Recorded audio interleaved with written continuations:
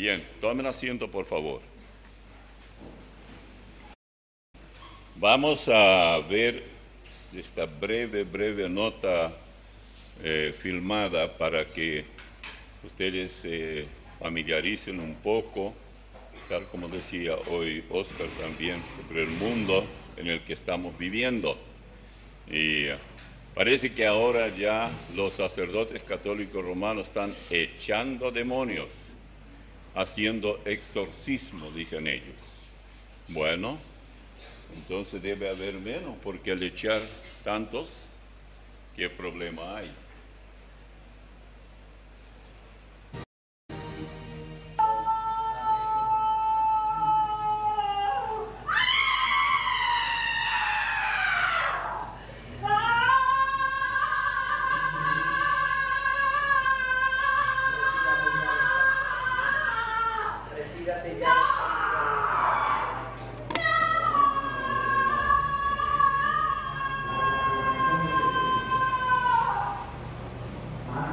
Muchas veces la gente está en un estado muy normal y ni ellos mismos a veces saben o entienden que a lo mejor están dañados por un demonio. Traen alguna sintomatología, pero no lo pueden definir. Y en tanto empezamos a hablar de Cristo y de la fe y de la redención, entran en ansiedad, en desesperación, con náuseas, empiezan a blasfemar contra las imágenes de la Virgen, de los santos, de las palabras que está diciendo el que anuncia el Evangelio. El demonio empieza a sulfurarse porque se ve al descubierto, y cuando el demonio sabe que está descubierto, entonces sabe que está muy cerca su hora de salir y de ser vencido en esa persona. Ay, me llamo Satanás, ni modo que no sabes mi nombre. No eres Satanás. Claro que soy Satanás. Eres un demonio, un soldado raso de Satanás. No, yo estoy en las más altas esferas del infierno, sí.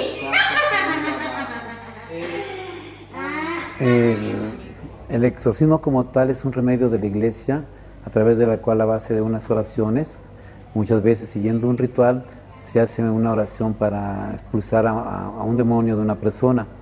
Pero esos exorcismos pueden ser de diferente clase. Está el exorcismo mayor, que viene siendo lo que llamamos la posesión demoníaca, cuando el demonio entró en una persona y tomó el control de toda su persona, o sea, de lo que es su mente, su alma, su cuerpo, su psicología.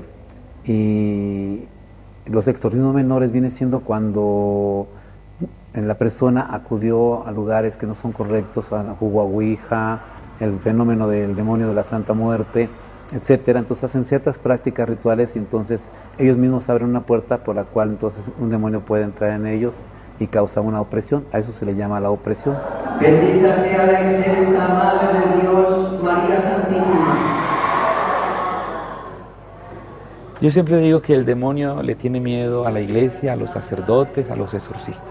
Nos tiene miedo a nosotros. Pero obvio que somos humanos. Y ha habido en momentos de oración de liberación y de exorcismo cosas duras que dan miedo.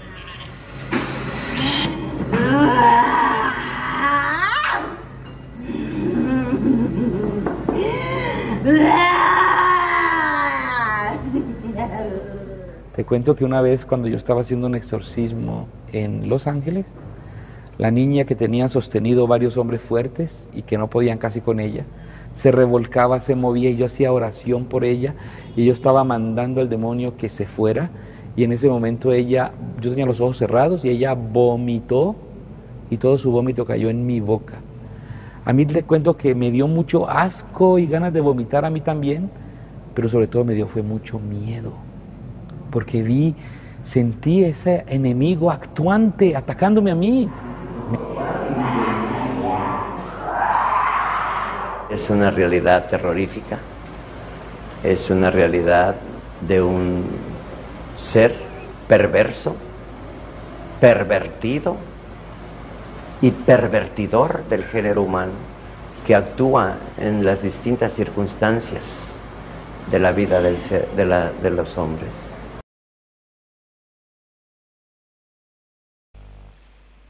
Bueno, no sé quién va a juzgar a quién aquí, porque perverso dice y demás. Bueno, cuando se pervierte la enseñanza bíblica, bueno, la perversión da por hijos perversión. No puede ser de otra manera. Nunca el catolicismo predicó el Evangelio. Ahora recién parece que está llegando al punto que cuando una vez le dijeron a Jesús que él echaba demonios con Belcebú, príncipe de los demonios, él dijo: si yo echo los demonios con el príncipe de los demonios, entonces si el demonio echa al demonio, entonces el gobierno o la capacidad, la potestad de ellos ha desaparecido. No hay más. Bueno, parece que estamos viviendo ahora esto. La gran cantidad de quienes le sirven al enemigo en una forma sistemática, que la Santa Muerte, que los ídolos, que esto y que aquello. ¿Cuántas veces hemos dicho a través de la radio y a través desde el púlpito aquí, que tras cada imagen se esconde el demonio, por decirlo así? No es que el demonio, como es espíritu, no se lo puede ver, pero la imagen en sí habla de demonismo. Y si usted tiene imágenes que supuestamente la Virgen María o San Pedro, o dice que San Pedro fue el primer papa, al tergiversar de esta manera las Escrituras, el único que pudo darle esa sabiduría, comillas aquí, es el demonio. Entonces uno está totalmente comprometido con el demonismo, de una manera única. Y al ser este el caso, están haciendo ellos lo mismo que ocurre en muchas llamadas iglesias cristianas, especialmente algunas de las pentecostales, donde existen cuadros idénticos. Entonces, ¿qué es? Bueno, es idéntico al amo o amos, plural, que están metidos en todo esto. Dejemos ahora aquello. Vamos a hablar paso a paso con la iglesia cristiana, desde sus primeros días. Hemos tocado ya una buena parte. Ahora, si hubo alguien que se opuso ferozmente a la iglesia, fue Satanás. Esto es muy visible desde sus orígenes. Estamos continuando, de modo que ahora nos toca arrancar con el capítulo 5 del libro de los Hechos. Mantengan su Biblia abierta en esa parte de la Biblia. Por ejemplo, el capítulo 4, que está justamente allí antes de comenzar el 5, termina informándonos cómo los cristianos voluntariamente se deshacían de sus bienes materiales con tal de ayudar para que la obra siga creciendo. Voy a leer en el capítulo que corresponde todavía en el 4 primero, versículos 32 hasta el 37. Y la multitud de los que habían creído era de un corazón y un alma, y ninguno decía ser suyo propio nada de lo que poseía, sino que tenían todas las cosas en común. Y con gran poder los apóstoles daban testimonio de la resurrección de del Señor Jesús, y abundante gracia era sobre todos ellos. Así que no había entre ellos ningún necesitado, porque todos los que poseían heredades o casas las vendían y traían el precio de lo vendido y lo ponían a los pies de los apóstoles. Y se repartía a cada uno según su necesidad.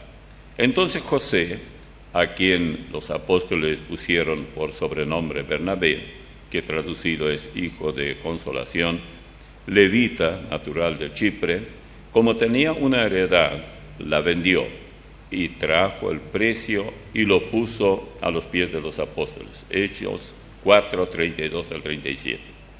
¿Qué vemos aquí? Unanimidad entre ellos. Llegaron al punto de un corazón y un alma. Creo que esto no necesita mucha explicación. No es fácil lograrlo, pero tampoco imposible. Segundo, tenían todo en común. Esto era una de los secretos de un corazón y un alma. Y tercero y último, se repartían a cada uno según su necesidad. Claro, eso hizo que desaparecieran los extremadamente necesitados. Se daba lo que necesitaba cada familia. Así que dependiendo de cuán numerosa era la familia, tanto se les daba. Y como si todo esto fuera poco, el broche de esta información aparece en los versículos 36 y 37 de Hechos 36 y 37. Eso de José, a quien también tenía sobrenombre Bernabé, y él fue y vendió.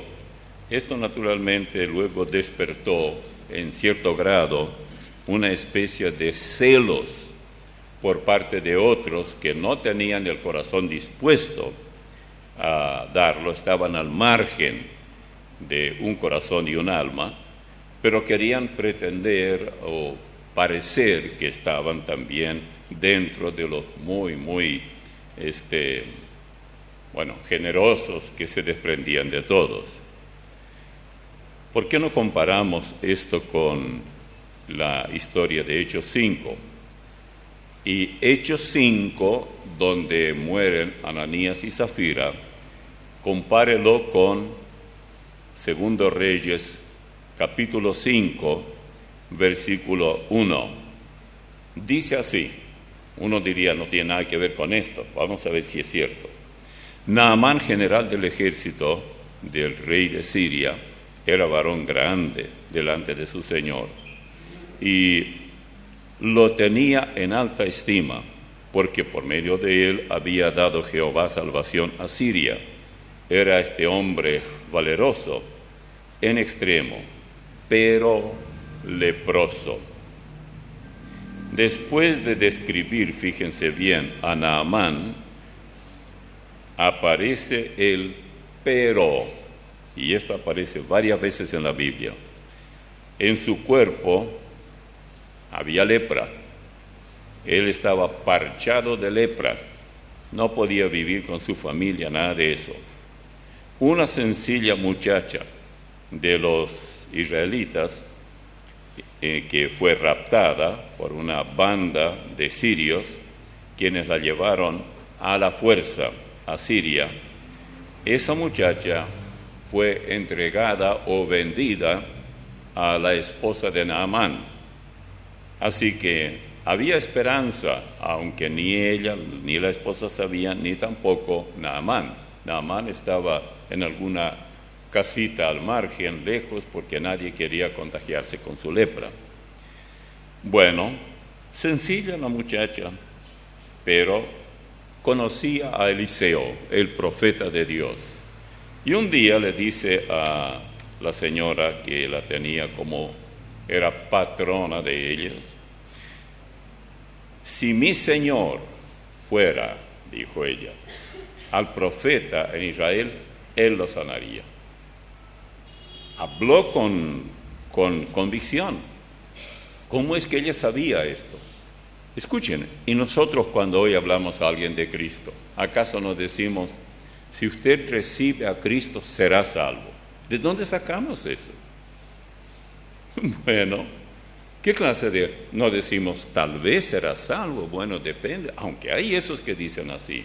También depende de cómo usted se conduce después, porque es lo mismo que ella dijera a esta muchacha, y si él va al profeta, y él lo puede sanar, y una vez que él se sane, que deje todo lo que hacía mal en su vida. Tal vez era un hombre de vida doble o cosa por el estilo. Si él no deja esas cosas, primero, no se sanará del todo. Segundo, volverá la lepra. No, ella no dijo nada de eso. Ella solamente dijo lo que ella sabía, que el profeta de Dios, que en este caso es la semblanza de Cristo, lo va a hacer. La historia que sigue es algo llamativo, pero aquí Satanás se apuró para, de alguna manera frenar el crecimiento de la iglesia, porque andaba todo muy bien. Y con Naamán ocurrió algo llamativo. Fíjense los versículos 9 al 14, siempre de 2 Reyes 5. Y vino Naamán con sus caballos y con su carro y se paró a las puertas de la casa de Eliseo. Entonces Eliseo le envió un mensajero diciendo: ve y lávate 7 veces en el Jordán, y tu carne se te restaurará y serás limpio. Y Naamán se fue enojado diciendo: he aquí, yo decía para mí, saldrá él, es decir, el profeta, luego, y estando en pie, invocará el nombre de Jehová, su Dios, y alzará su mano y tocará el lugar y sanará la lepra. Y luego menciona ríos que eran mejores que el Jordán, Abana y Farfar, ríos de Damasco, ¿no son mejores que todas las aguas de Israel? Si me lavare en ellas, ¿no seré también limpio? Y se volvió y se fue enojado.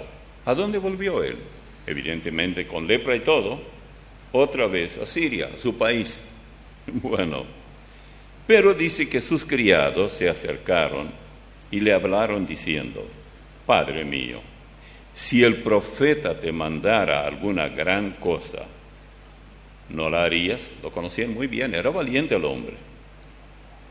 ¿Cuánto más diciéndote, lávate y serás limpio? Él entonces descendió y se zambulló. 1, no, 2, no, 3. Miraba, la lepra estaba allí. Es que eran 7, hasta llegar a 7. Y dice que quedó su piel como la piel de un pequeño. Vean ustedes los niños, los nuevitos, la piel está tan, bueno, primero muy tierna, no tiene nada, mancha de ningún tipo. Entonces dice, descendió y se zambulló 7 veces en el Jordán, conforme a la palabra del varón de Dios. Y su carne se volvió como la carne de un niño y quedó limpio. Escúcheme, cuando nosotros presentamos el Evangelio a alguien y decimos que la persona reciba a Cristo por Salvador, ¿y qué? ¿Ustedes se creen los únicos cristianos? Y yo estoy en una iglesia donde hay una catedral enorme y tocamos la campana, ¡ping, ping, ping, ping! Y ustedes ni campana tienen. Nosotros por lo menos no, da lo mismo. Pero la persona está en sus pecados, no es salva porque se niega. Yo no voy a discutir a Naamán en cuanto a Abana y Farfar, los ríos de Damasco, tal vez no era difícil tener un río mejor que el Jordán. Si usted ve por primera vez el río Jordán y tiene una idea que el agua le llega hasta acá, no. Es una línea de agua bien, muy poco, pero hay zonas sí donde hay más agua. Sin embargo, allí uno dice, bueno, ¿cómo Juan el Bautista predicaba o bautizaba en Enón? Porque había allí mucha agua. Claro, hay zonas donde había agua y por eso él bautizaba. Pero no era un río como para ponerse un bote y flotar sobre el agua, no. Así que Satanás cuenta con sus amigos hasta hoy. Pero, ¿cómo es que finalmente este leproso se fue? Las palabras de esta muchacha solo fueron la primera semilla. Luego aquellos que estaban alrededor de Naamán, es decir, los subjefes o lo que fuera, y ellos dijeron, mira, el profeta no te está mandando a pelear con tal o cual nación, a hacer tal o cual sacrificio, o tal o cual peligro. ¿Qué te cuesta ir y zambullirte? Y si no pasa nada, bueno, no pasó nada, pero no te cuesta nada. Y esto nos enseña mucho, especialmente en relación a nuestro contacto con la gente que también tienen lepra, no lepra física, porque la lepra realmente tiene mucho de parecido al pecado. Y, por ejemplo, en el Antiguo Testamento el leproso estaba excluido del pueblo, no podía estar con el resto del pueblo, no había ningún tipo de cura para la lepra. No es como ahora, la cosa ha cambiado bastante. Si usted va antes por lo menos a un leprocomio, había por aquí, por la zona de Itapúa, y yo sé que había una misión que los mantenía. Yo nunca fui allí, pero los que fueron dijeron, usted ve allá es miserable, algunos sin el dedo gordo, otros sin un dedo aquí en la mano, y así por el estilo, porque eso es lo que hace la lepra. La persona va cayendo pedazo a pedazo, deshaciéndose poco a poco. Bueno, el pecado hace lo mismo. Primero excluye a la persona del resto de la gente, y ahí continúa así hasta la muerte. Pero si apareciera alguien, tal como Jesús hizo y los apóstoles, Jesús vinieron 10 leprosos, cuando ellos vinieron pidiéndole socorro, él dijo, vayan y preséntense al sumo sacerdote, porque esto hacían los que se limpiaban de la lepra, para que él reconociera si era o no digno de convivir con la gente. Cuando se dieron cuenta que desapareció la lepra, aún caminando hacia el sacerdote para que los viera, uno de ellos, no todos, corrió de regreso para agradecer al Señor. Y él dijo, ¿y los demás, los 9, dónde están? Vino y aún extranjero, aquellos otros eran judíos, pero sí leprosos. Uno puede tener religión, todo lo que quiera, y el hecho que estos 9 no fueran a agradecer, no por eso se le volvió la lepra, no. El regalo de Dios es así.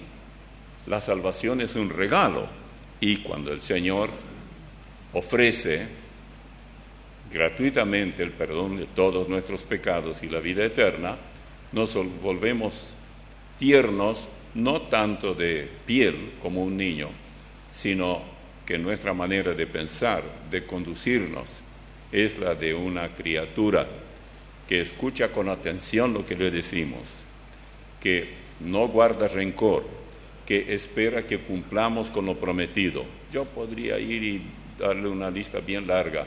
¿Cuál es la diferencia entre un pequeño de 4, 5, 6 años con nosotros los mayores?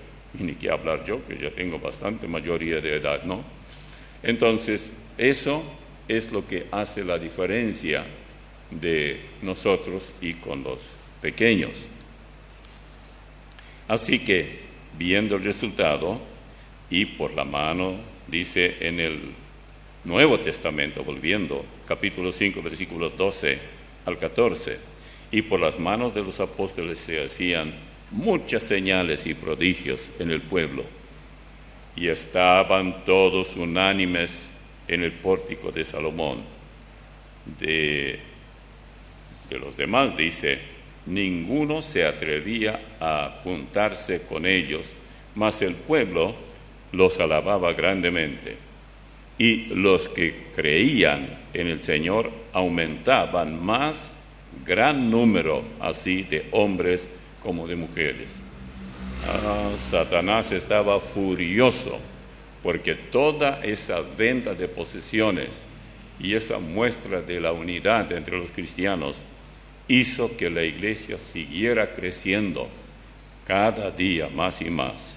Ninguna persona no regenerada, digamos, intentaba siquiera unirse a la iglesia.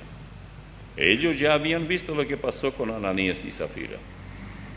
Y los cristianos aumentaban cada día numéricamente hablando. ¿Qué sucedió después de la muerte de esa pareja en el capítulo 5 de los Hechos, Ananías y Zafira? Bueno, este acontecimiento, lejos de apagar el fuego del despertar espiritual y el ritmo del crecimiento, aumentó. Es como echar un solvente. Alguna vez ustedes tenían un montón de rastrojos y todo esto, más o menos seco, pero no del todo. Tomaron combustible, echaron allí, prendieron fuego. ¿Qué pasó? Enseguida se fue el fuego. El otro día a mí me pasó eso. Y yo dije, eso va a ir lentamente. Y menos mal que me escapé enseguida, si no, habría sido un buen asado, no sé para quién, pero peligroso eso, se quema. Bueno, ¿y qué sucedió después de la muerte de esta pareja? Notemos lo que ocurría aquí, o lo que ocurrió. Primero, Ananías y Zafira ya habían muerto, menos mal. Segundo, todos los miembros de la iglesia seguían aumentando en gran manera. Temieron también. Decían, no, aquí no podemos jugar. Tercero, mientras los apóstoles continuaban en el ministerio, la iglesia gozaba de unanimidad, de perfecta armonía. Ninguna persona no regenerada se atrevía a pretender siquiera haberse arrepentido y recibido a Cristo. No, ellos sabían que esto no les haría bien. La conducta de ellos podría ser buena, pero si no se habían identificado plenamente con Cristo y cortado con lo mundano, no. Incluso en el cielo hubo gran gozo. Dice la Biblia, Jesús dijo que hay gozo en el cielo por un pecador que se arrepiente. Bueno, nosotros estamos aquí a la altura del libro de los Hechos, cuando ya es historia lo de 3,000 en un solo día que fueron salvos. Así os digo, Jesús dijo, que hay gozo delante de los ángeles de Dios por un pecador que se arrepiente. Lucas 15:10. Fiesta en el cielo por un pecador que se arrepiente, sí.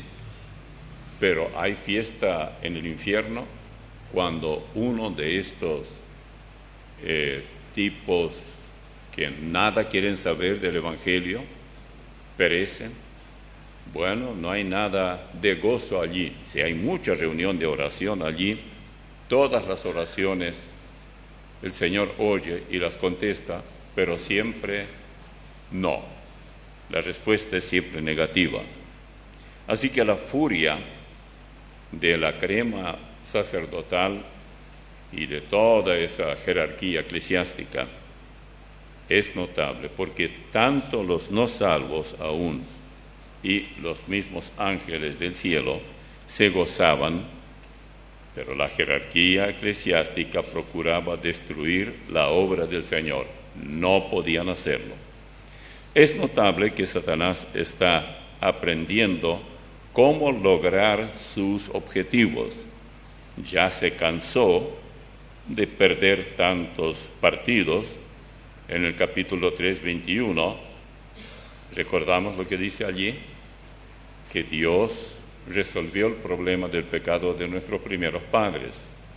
Los vistió a ellos de pieles, no sabemos de qué tipo de animales, pero esa vestidura es una semblanza de nuestro Señor Jesucristo. Algún animal, o plural, animales, tenía que derramar su sangre.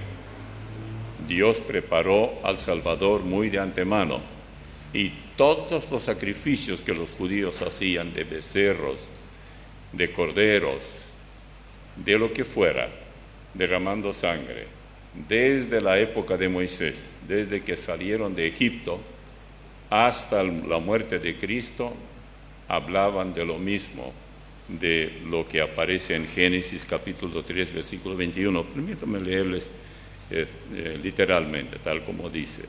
Esto nos ayuda mucho, mucho a entenderlo. Y Jehová hizo al hombre y a su mujer túnicas de pieles y los vistió. Nosotros también, sin duda alguna, estamos siendo revestidos de la grandeza de nuestro Señor. No nos parecemos a Él ya, pero definitivamente en los ojos de Dios somos perfectos. Dice en 1 Juan, capítulo 3, ahora somos hijos de Dios y aún no se ha manifestado lo que hemos de ser, pero sabemos que cuando Él se manifieste seremos semejantes a Él porque le veremos tal como Él es. Nunca estaremos iguales con Él, pero semejantes sí. Nunca tendremos el poder de Él, pero seremos semejantes. Allí el pecado no entra, el envejecimiento no, en la vida con Él es completamente otra cosa. Así que no es nada de otro mundo que aquí nosotros también, mientras estamos todavía peregrinando, podamos gozar de lo que Él nos está dando ya mismo. Lo primero que Él hace es usar sus armas de intimidación. Esto es lo que hace Satanás. Primero, perseguir a los cristianos. Pero no le sale bien porque él no sabe, él no tiene los atributos divinos. Por ejemplo, él no sabía cómo reaccionarían Juan y Pedro al presentarse ante allí la junta de los grandes tipos eclesiásticos en Jerusalén. Escuchemos a este hombre cuando él nos ofrece su testimonio antes de su encuentro con el Señor. Este fue Saulo de Tarso. Saulo era una pieza muy útil para el diablo. Ese sí que hacía estrago. Y claro que los jerarcas eclesiásticos no querían perderlo por nada. Pasó el tiempo, no voy a dar la primera parte donde él se encuentra con el Señor, pero pasa el tiempo y en el libro de los Hechos 22, 17 al 21 leemos: y me aconteció, él está dando su testimonio, vuelto a Jerusalén, que orando en el templo me sobrevino un éxtasis, y le vi que me decía: date priso y sal prontamente o prisa de Jerusalén, porque no recibirán tu testimonio acerca de mí. Yo dije: Señor, ellos saben que yo encarcelaba y azotaba todas las sinagogas, o en todas las sinagogas, a los que creían en ti. Y cuando se derramaba la sangre de Esteban, tu testigo, yo mismo también estaba presente y consentía en su muerte y guardaba las ropas de los que le mataban. Pero me dijo: ve, porque yo te enviaré lejos a los gentiles. Él mismo reconocía quién era, pero Dios le dijo, el Señor le dijo: anda, yo tengo para ti una gran misión. Pasaron los años, yo diría incluso algunos siglos, pero Satanás estaba observando cómo la iglesia de Cristo crecía. Lo que Satanás no sabía es que sin ningún esfuerzo, todo lo que tenía que hacer era tener paciencia y esperar. Aquellos que se dirían cristianos le servirían con cuerpo y alma. Y es lo que hoy está pasando. No necesitamos más que ir a una de esas iglesias donde la música es mundana, donde el vestir es mundano, donde el mensaje carece totalmente del ABC siquiera, del Evangelio, donde la oración no tiene ningún valor porque no existe, donde, por supuesto, el Dios es el dinero, cuanto más das, mejor se estará, tú gozarás de salud, tendrás mucha riqueza, y ¿sabe qué? Muchas veces ocurre que la persona que tiene a ese Dios mamón, Dios dinero, es cierto, prospera, o no se enferma mucho, muy poco, se la ve muy bien. Entonces uno dice, debe funcionar, debe ser correcto, porque ahí está. Es más o menos así como si dijéramos, bueno, dicen que fulano de tal roba y por eso tiene tanto. Pero si robando uno tiene tanto, ¿por qué no robo yo? Será buen resultado. Este tipo de creencia, y nos hace ver muy claramente cómo el enemigo no conoce, no es coigual con Dios. Él no tiene los atributos divinos. Él no sabe, por ejemplo, Dios todo lo sabe, todo lo conoce, todo lo puede, pero Satanás no. Así que él prueba un método, a ver si va a funcionar. Voy a amedrentar a estos apóstoles. Si no funciona, bueno, entonces veremos qué hacer. Fíjense, por favor, en Hechos, capítulo 4. Hay mucho que podríamos agregar a esto, pero este capítulo es muy, muy llamativo. Hechos. Aquí justamente viene la cuestión, porque Juan y Pedro, ¿ve? En el versículo 11 dice, este Jesús es la piedra reprobada por vosotros los edificadores, la cual ha venido a ser cabeza del ángulo. Pedro y Juan le dicen eso al Sanedrín. Ellos fueron convocados para dar cuenta de lo que estaban haciendo. Y en ninguna otra hay salvación, porque no hay otro nombre bajo el cielo dado a los hombres en que podamos ser salvos. Noten el 13. Entonces viendo el denuedo de Pedro y de Juan, y sabiendo que eran hombres sin letras y del vulgo, se maravillaban y les reconocían que habían estado con Jesús. Por supuesto, con tanto valor hablaron ellos. Más adelante, ellos se dieron cuenta que no era posible convencerlos y que ellos seguirán haciendo lo que dijeron que harían. Entonces, les dijeron, bueno, salgan afuera y nosotros vamos a conferenciar un poco. Pedro y Juan salieron hasta que ellos los llamaran. En el 15 dice, entonces les ordenaron que saliesen del concilio y conferenciaban entre sí, diciendo, ¿qué haremos con estos hombres? Porque de cierto señal manifiesta ha sido hecha por ellos, notoria a todos los que moran en Jerusalén, y no lo podemos negar. Sin embargo, ahí está una solución.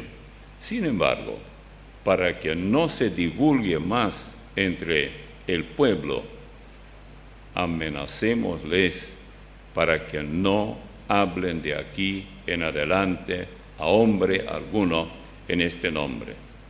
Y llamándolos, les intimaron que en ninguna manera hablasen ni enseñasen en el nombre de Jesús.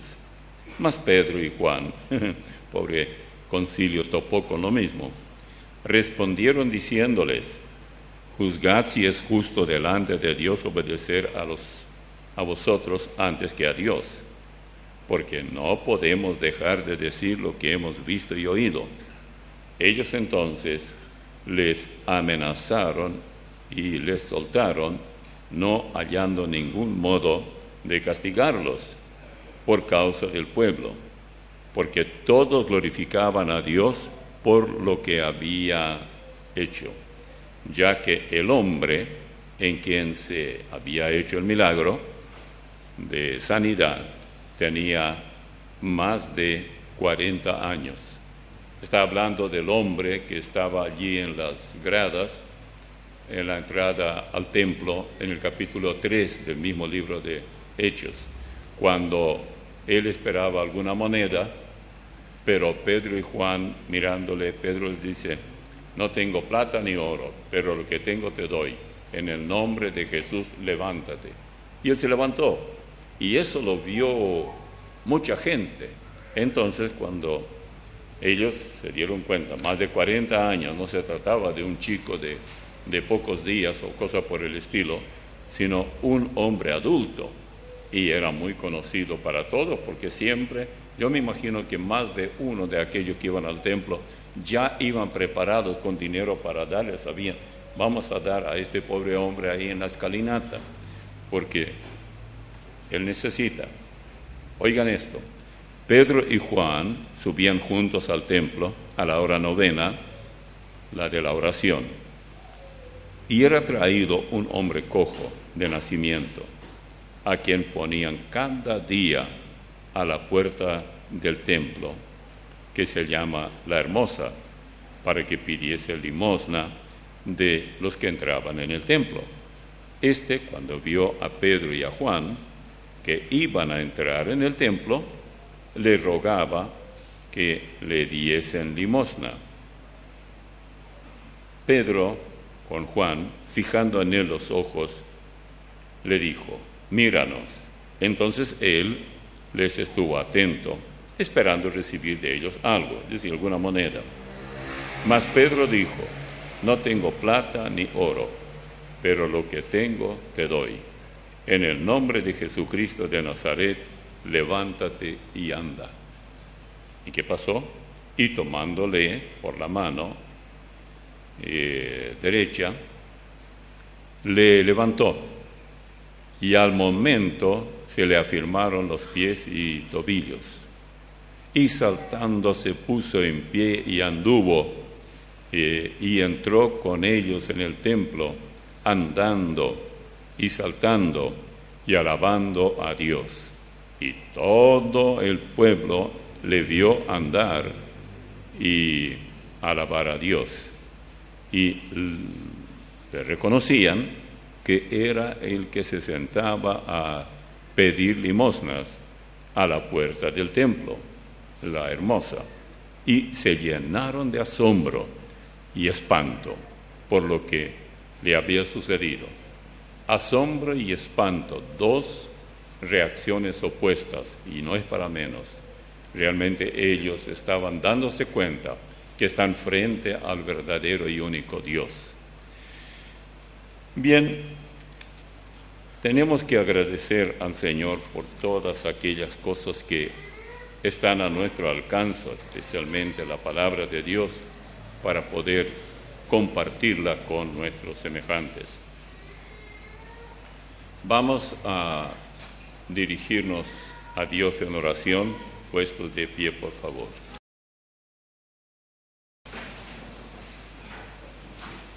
Te damos gracias, Señor, por tu palabra. Te damos gracias por las bondades tuyas. Te damos gracias por tener tanta libertad y tanta oportunidad para proclamar el Evangelio. Por este país donde hay absoluta libertad para proclamar el Evangelio. Y por los medios, los recursos que tenemos ahora. Todo ese avance técnico que puede llevar el mensaje a todo el mundo desde aquí de Paraguay. Pedimos que seas tú glorificado en todo, que el nombre tuyo nada más sea ensalzado y engrandecido, y que así como entonces la iglesia crecía con cada día que pasaba, también hoy, si no hay milagros físicos, que los haya milagros espirituales, donde el hombre completamente sumido en el pecado abandone sus vicios y la vida desordenada de pecado y comience a vivir esa nueva vida. Por todo te agradecemos de todo corazón, en el nombre de Jesús. Amén.